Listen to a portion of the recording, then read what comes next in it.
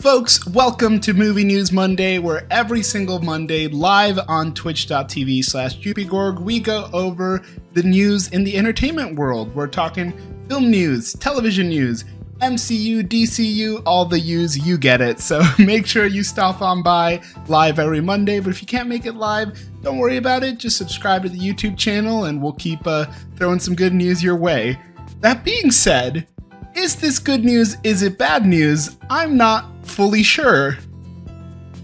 In case you didn't see this last week, Paramount has announced that they have a Call of Duty film in development, and allegedly, this is all rumored via Puck News, Steven Spielberg really wanted to put his hand in the mix to be the director for this movie. So Steven Spielberg is apparently a big gamer and he loves the Call of Duty franchise. He tried to pitch a version of the film to Activision, but naturally, because he is Steven Spielberg, he said he wanted complete creative control. Apparently, Activision just got nervous with this and said, nah, never mind. And so they pulled out and instead sold the rights to Paramount. So crazy that Activision, for some reason, decided the guy who directed Saving Private Ryan, the guy who produced Flags of Our Father, the guy who has probably the best cinematic perspective of World War II and general war films in general, they decided, no, actually, we don't want him directing the Call of Duty movie, and instead they just sold the rights to Paramount, just in general. So, okay, cool.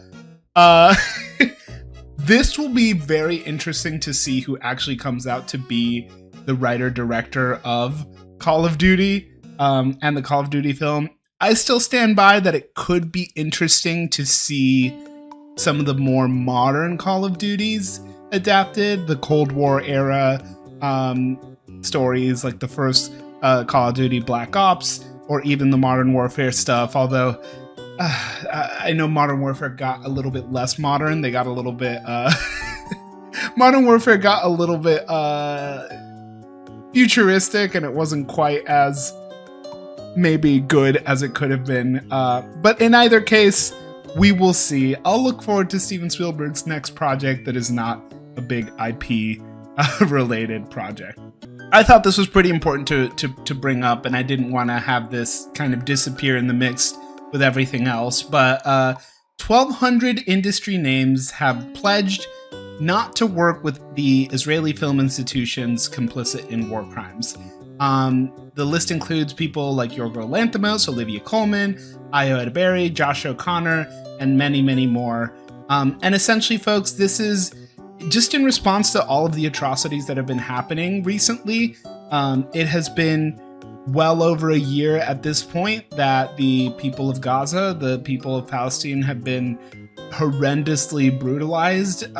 Children, families are being killed, are being taken away from their homes. It's an absolute atrocity, and it is recognized by every place that it matters as a genocide. And I think that the actors and filmmakers who signed this petition did what they can, and ultimately, even me here with my tiny platform, I'll do what I can, and I will say that I think that what's happening in Gaza is as close to a modern genocide as we can experience, and if I don't know what else to call it other than that.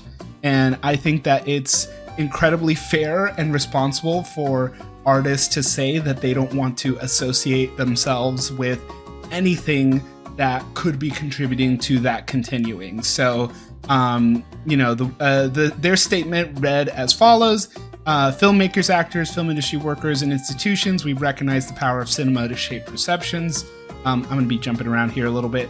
The world's highest court, the International Court of Justice, has ruled that there is a plausible risk of genocide in Gaza, and that Israel's occupation and apartheid against Palestinians are unlawful. This was inspired by Filmmakers United Against Apartheid, who refused to screen their films in apartheid South Africa, we pledge not to screen films, appear at, or otherwise work with Israeli film institutions, including festivals, cinemas, broadcasters, and production companies that are implicated in genocide and apartheid against the Palestinian people. Ultimately, I think this is the right move and the right thing for these artists to do and say, look, at the end of the day, we understand these are actors, these are directors, these are artists who don't necessarily have the most power to influence all of these different, political arms and foreign nations. But the very least they can do is say, hey, we see something wrong, we want to fight against it. So much respect to that.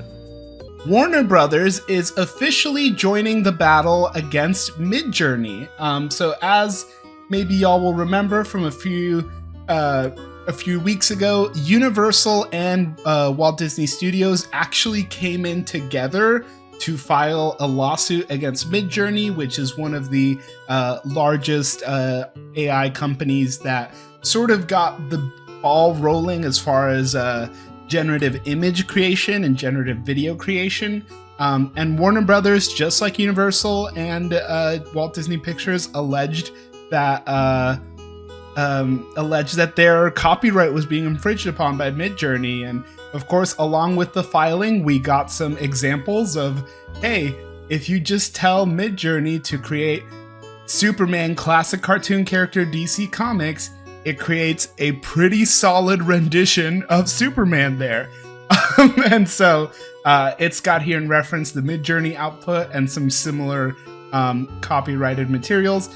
And folks, this is nothing new. This is exactly what we discussed with the Walt Disney Universal Pictures lawsuit. This is exactly what we have been talking about in general about AI, specifically generative AI, and how it appropriates other people's arts. There is no such thing as ethical AI. No matter how much you can pretend that you trained your model ethically, that maybe you created a closed loop system or something like that, it is clear that the building blocks of these systems are done on stolen information. And so you have very clear examples here in the court filing of Midjourney copying Warner Brothers property. It's very funny. A lot of the examples here are DC Comics, and so DC Comics really was the one that was getting most of their art stolen. But I mean, if you look at this, this is in response to a prompt. Batman comic book character from DC Comics. It is like a picture-perfect rendition of, this looks like it could be a cover from a Batman comic book. Dark Knight, it even has the same pose as the Christopher Nolan Batman screen cap from The Dark Knight. Like, it looks identical. So I think this, alongside the court filing that we saw before, showing, Shrek side by side, The Simpsons side by side, Mickey Mouse, etc., Marvel characters, like, I think that Midjourney's going to have a really hard time here proving that these models were not trained on on copyrighted materials. And what will this actually do? I have no idea. My hope is that seeing these examples and this going up through the court system, possibly even all the way up to the Supreme Court, it could mean that we have actual legal precedent for AI models to ethically source or ethically license all of the information.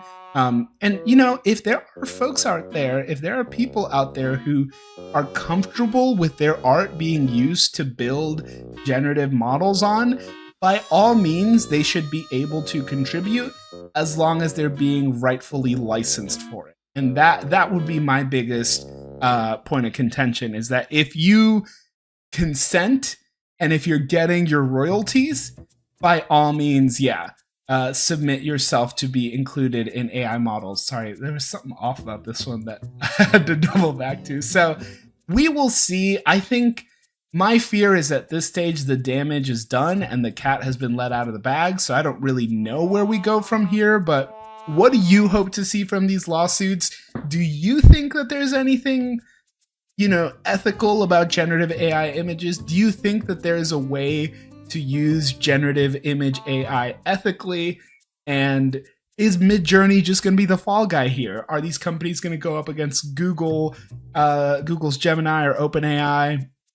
I don't even know. I don't even know what comes next. Generative AI is cancer to society.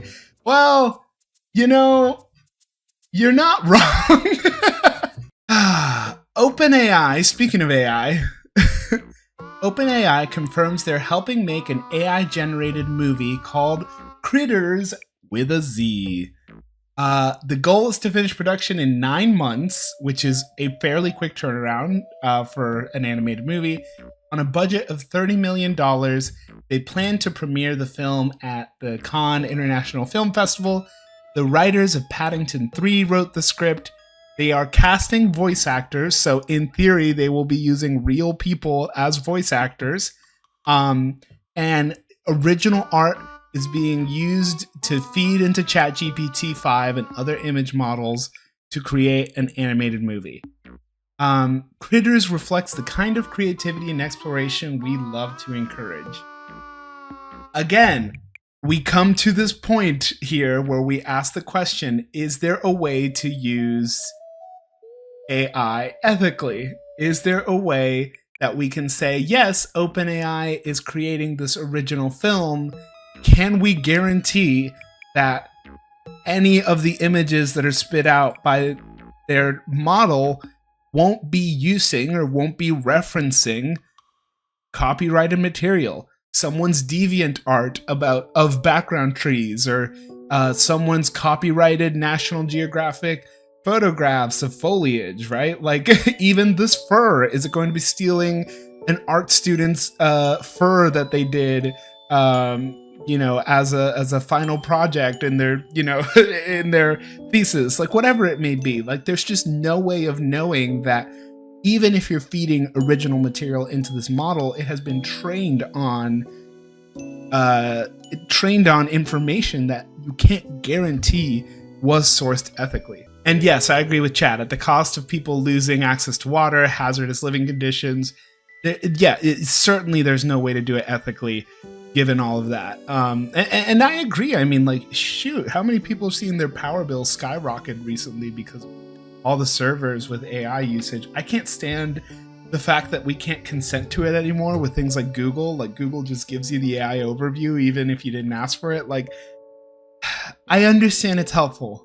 I understand it can be helpful. And I've said this before, like, I'm not going to sit on a high horse here and claim that I am infallible. I use AI occasionally. It can be very helpful for me both in my personal and my professional life. That being said, I am not claiming it to be my work. I am not claiming it off of stolen people's information and stolen people's art. So, like, I think that there's a line, but I also recognize that every time I use it, I'm like, I'm using AI and I don't feel good about it, but I understand that it's helpful. Because you know what? I don't want to have to write that email to that person who doesn't care about me. I want to just bip. But then a lot of times I end up practically writing the email and then I spit it into an AI prompt and it gives it back to me and I go, yeah, I liked what I wrote originally better. Let me just, rather than edit what the prompt spit back out to me, I edit what I originally submitted as the prompt. And I'm like, oh, I basically took twice as long to do what I could have done from the beginning, which is write it myself.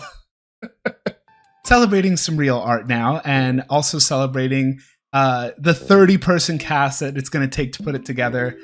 One of the best Superman comics ever is getting an audio drama. DC Comics' Kingdom Come, which I would put my hat on, quite literally, that it is one of the best DC comic books ever.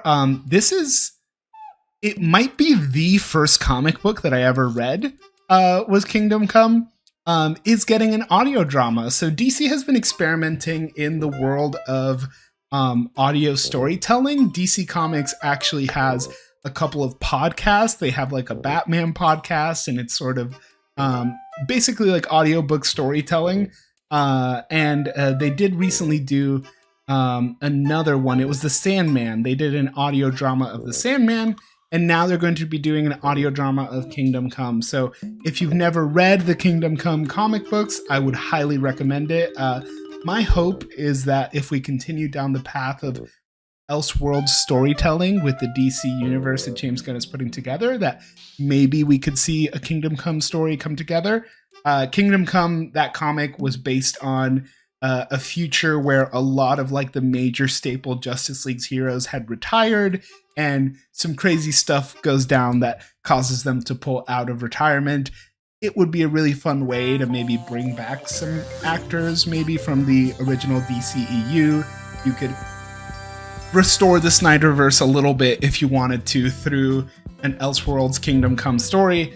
But in either case, if you've never read the book and you kind of want to experience it in a little bit more of a cinematic / experiential way, you're going to be able to in the form of an audio drama soon. So keep an eye out for that. Dynamic Duo is the first animated feature film coming out of James Gunn's DC Studios, although animated, maybe with big quotation marks here.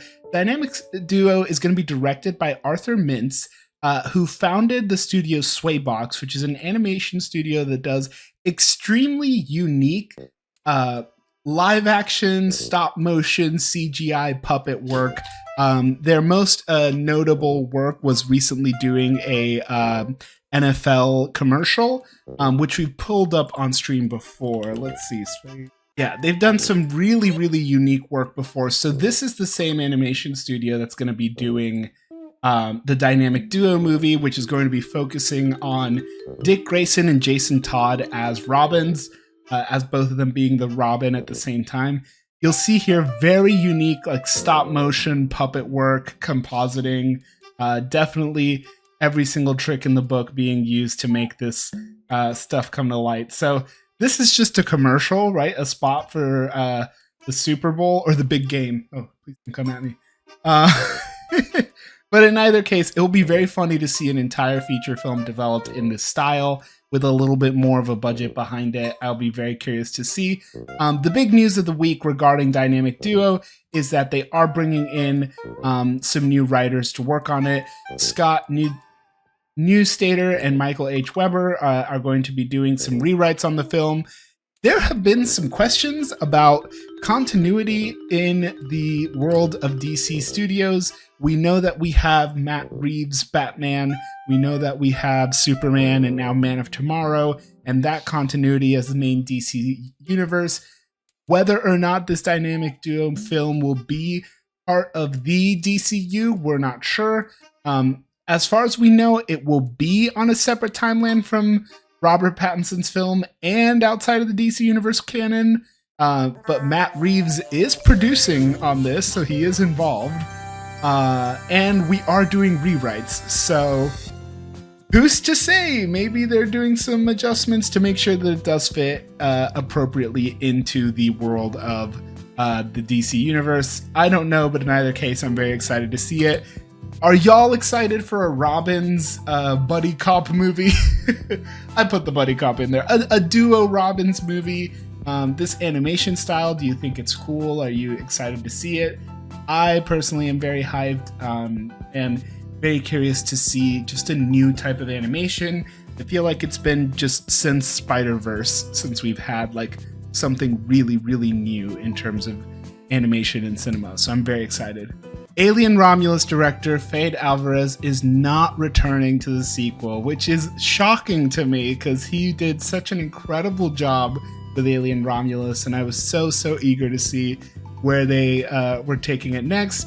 On an update for the film, he said, "We just finished a script actually for a sequel for Romulus, but I'm going to pass the torch on this one as director. I'm going to produce it with Ridley Scott. We're going to produce it together, and we're right now trying to find a new filmmaker to come in." This is disappointing. Again, I do think that Fede Alvarez did everything right with that movie. I think that tonally, action-wise, horror-wise, thriller-wise, like everything that he did with that film, I think was very, very well executed. That being said, I'm mostly just excited to see more Alien on the big screen. I know that we do currently have Alien Earth airing on Hulu. I will be honest, I have not caught up on it yet. I'm probably waiting for it to be finished and then I'm going to binge it, which, as the guy who's constantly preaching for weekly release schedules as opposed to full immediate binge, I will fully own up to being a little bit of a hypocrite there, but there's a lot of stuff going on right now, you know? Like, we can't watch it all. Romulus is your favorite Alien movie. I think that's a completely fair and valid take. I think it's probably mine as well.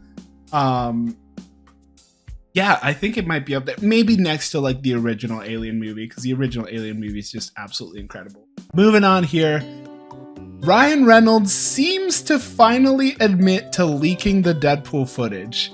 Now, I don't think that anybody thought that Ryan Reynolds wasn't the person who leaked it. But in a recent panel at TIFF, he did say regarding Deadpool, yes, I cheated a little, but I think I was onto something that people would be interested in. And I'm grateful that I listened to that instinct, and I'm grateful that I did the wrong thing in that moment. So, is that an admission to leaking the Deadpool footage? Perhaps, mayhaps. I think that he's been very coy over the years to say everything but just outright saying that he was the one who did it. He probably has some plausible deniability. Do I think that Ryan Reynolds himself loaded the video on YouTube, created the YouTube account, loaded the video, pressed live, and sent it out during Comic-Con? No, I don't think he was specifically the one who did it, but as a producer of the film, as a star of the film, as the guy who probably got a copy of the test footage, I would not be surprised to learn that he influenced the right people to deliver that test footage. And man, I mean, we are living in a different world because of it. So very grateful that he did. 3 Deadpool movies later, nearly $4 billion later, an entirely different world because that test footage got leaked. I remember, so here's my fun story. I was supposed to be at Comic-Con that year. Okay, here's some tea. Here's your here's your parasocial tea for the minute. So me and a group of buddies were big nerds back in high school, and this Comic-Con would have been after I graduated high school. And so me and like 5 other friends of mine had decided that for basically our last hurrah for the summer, we were going to go to San Diego Comic-Con. We were going to do a road trip basically to the other side of the country to go to San Diego Comic-Con. But back then, and I don't know if they still do it that way, still do it this way, but back then the way to get tickets to Comic-Con was through basically a lottery system. So 6 of us were online for the lottery system, waiting for our turn to go. Now, important distinction here for the 6, maybe it was 5. It was 5 of us. You can only buy 3 tickets at a time. And you had to add a name to each ticket. And so 5 people total. I was the one who planned the trip, and we had our other friend who was going to drive, who had basically a massive Suburban that we were going to drive across the country to get to Comic-Con. So the planner, the driver, and the 3 other people. I didn't get in on the lottery. The driver didn't get in on the lottery. One of the 3 other people did, and what he did is he bought the tickets for everyone else. And then we didn't get our tickets. And so it created some drama. I was very bitter. I mean, I planned out the entire trip. It was everything. And ultimately, it ended up working out because I didn't get to do that. Other things happened, and I ended up actually going on a trip to Greece, which was incredible. I had such an incredible time. It was my first time going to the East. It was my first time in Europe, my first time ever. I got to see Istanbul and parts of Turkey and Athens and parts of Greece. It was an incredible trip. But I remember on my really, really shitty Wi-Fi at the place I was in Athens, I saw trending on Twitter something about Deadpool, and I'm like, what? And I remember watching the leaked Deadpool footage, like basically in 5 to 6 second intervals at a time, because my Wi-Fi was so slow, it wouldn't keep going. And I'm like, what is this? And my friends are texting me. They're like, dude, everybody's talking about this Deadpool footage. It's crazy in here. And I had some huge FOMO, but then I, looked outside my window and saw, ancient Roman history. So it turned out okay. Still haven't been to San Diego Comic-Con though. Would love to go one day.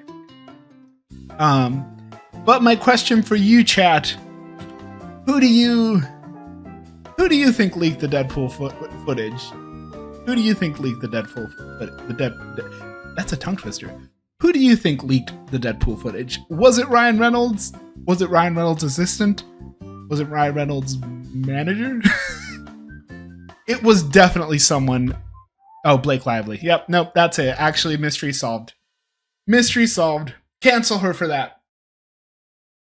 Folks, last Movie News Monday, we talked about the Dome. We talked about the Wizard of Oz, the Wizard of AI, the Dome experience. And a little bit of fascinating news came out from this Bloomberg article. There's a lot in here about the Dome and everything that's awful with it.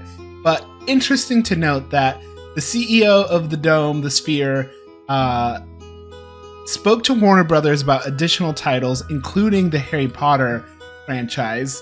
And he had talked to the Walt Disney Company a couple times about Star Wars.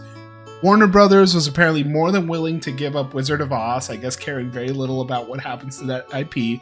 The studio gets a licensing fee and a small share of sales, so they're making gangbusters off of whatever the Sphere is selling. The Sphere has been unable to reach a deal with Disney, which wanted to be more involved with making the movies. That's extremely fair. I think Disney cares a lot about protecting their IP, and if they were going to be doing something like the Sphere, given a lot of the negative reception that the Wizard of Oz has been receiving for the way that it's gone, I completely understand, especially some of the more sacred intellectual property that Walt Disney has, like Star Wars, that, let's be honest, has been having a tough time recently. It would make sense that they don't want to tarnish the brand even more by giving into something like this. Plus, it would be crazy if we got a gigantic, stereoscopic Sphere version of any of the Star Wars movies before we got a legitimate release of the original, unaltered original trilogy. There was a screening this year. Disney Lucasfilm did screen the original version of Star Wars. Not even A New Hope, of Star Wars, the 1977 cut. So it exists. They have it somewhere. And I'm just hoping and praying that they decide to put it out at some point. Maybe for an anniversary this year, in the next coming years. That would be sick. Who's to say? But what do y'all think? Would you want to see anything in the Sphere? Would you want to see a concert or a movie? If you can experience a movie in this format, like for the first time, or, I guess, what movies would you like to see in that crazy format? I think for me, it would have to be something like really worthwhile to have an extended experience. Give me something like Speed Racer. Something crazy like that. Speed Racer would go crazy. Speed Racer, you would have to like issue a warning of like, you may not be under the influence to go into this. The SCAD Savannah Film Festival announces its next honoree. Director John M. Chu is being honored with the Vanguard Director Award. John M. Chu is the incredible visionary director behind Wicked.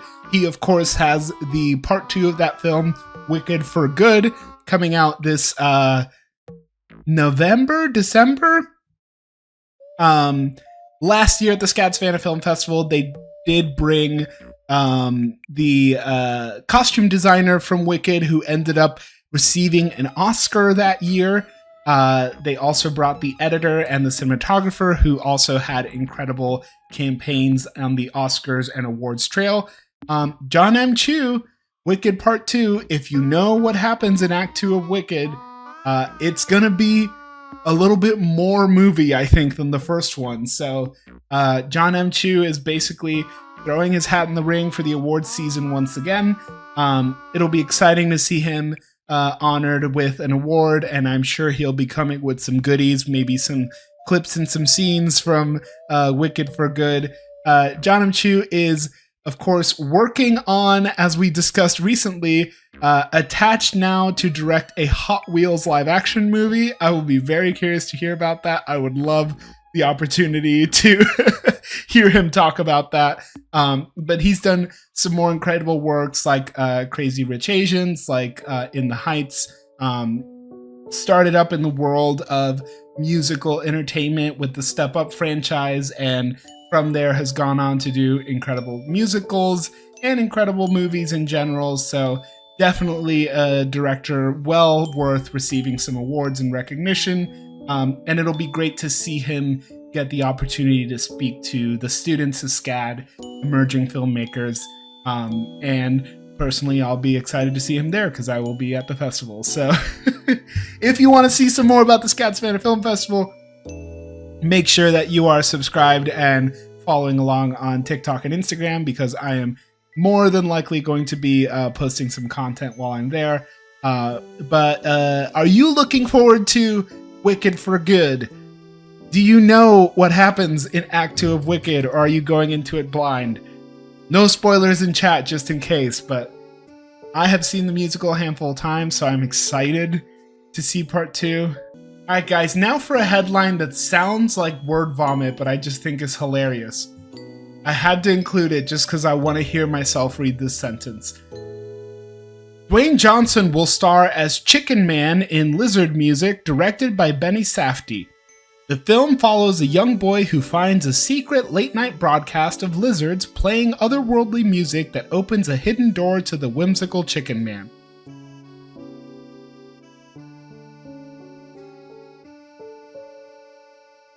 Alright, moving on. Okay, no. What is actually interesting about this? This is an adaptation of a children's book, so obviously it's absolutely absurd. But also, this is Benny Safdie and Dwayne Johnson reconnecting. Dwayne Johnson and Benny Safdie are right now touring their film The Smashing Machine on the festival circuit. It just won Benny Safdie a directing award. Folks are saying it could be Dwayne Johnson's first real foray into the awards conversation. Which is shocking, but also very exciting. Dwayne Johnson spoke a lot about how he kind of self-reflected after some major missteps in the blockbuster world, Black Adam, and wanted to really put himself in the place of being a true actor's actor.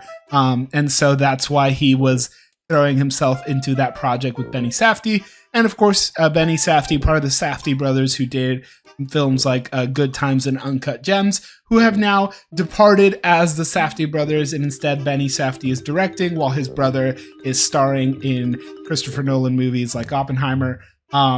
Interesting to see this as the next film in their mix, but you know, they apparently had a very successful partnership this first time around, so we will see how it goes next.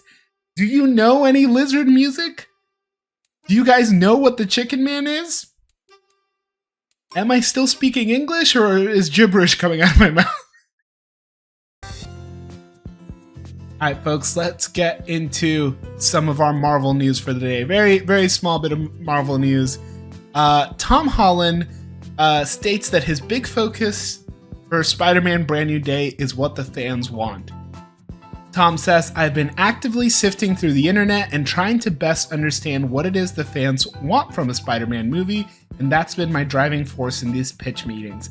I think the producers at times were like absolutely sick of me, but I think it's really important because we make these movies for the fans. Look folks, I think it's no secret that Tom Holland really cares about the character of Spider-Man. There is the famous story of the brief window in which Sony and Marvel let their partnership deal lapse, and there was a question of whether or not Spider-Man would be involved in an MCU project again. And Tom Holland famously called up the CEO of Sony and called up Kevin Feige and called up Bob Iger and everyone that he could, and basically said, what are we doing? Like, we have an opportunity to create incredible content that fans are going to love, and it's going to mean a lot to them. Why are we making it harder for ourselves? So there's no doubt in my mind that Tom Holland really cares for the character and cares for what Spider-Man means for people. And I think that, you know, with the great power of being the face of the character and having the big contracts and the big pressure, there comes the great responsibility of making sure that you're delivering meaningful art that's going to make a difference to people who really care about the character. Because Spider-Man, on top of just being really cool, means something to a lot of people. Anyone can wear the mask is a very important component of the character. Peter Parker being an orphan, having a non-traditional family, Peter Parker having sort of this nerdy demeanor, but having the strength and confidence within himself.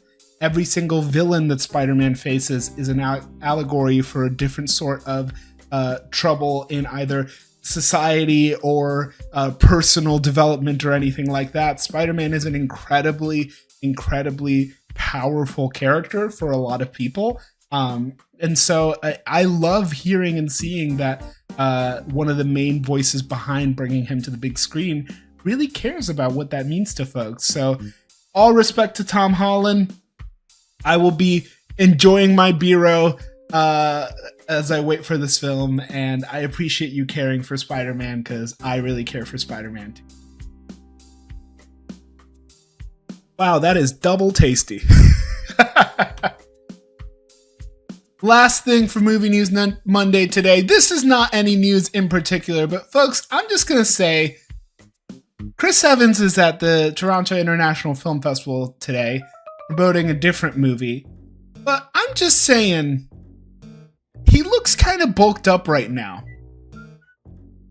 Chris Evans kind of looks to be in really good shape right now. Almost like good enough shape to be a part of something that is filming in London currently. Right? Like, brother looks like he's like in Captain America shape, right? I'm just gonna say it. I'm just gonna say it outright.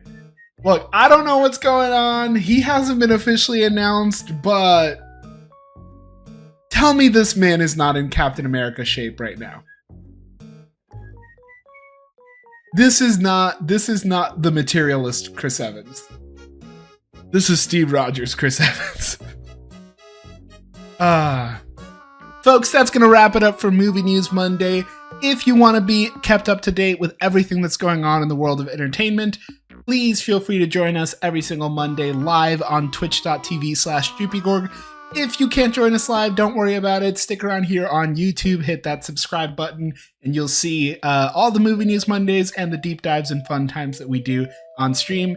If you want to check out our content in short form, or if you want to know when I'm going live, make sure you're following on both Instagram and TikTok.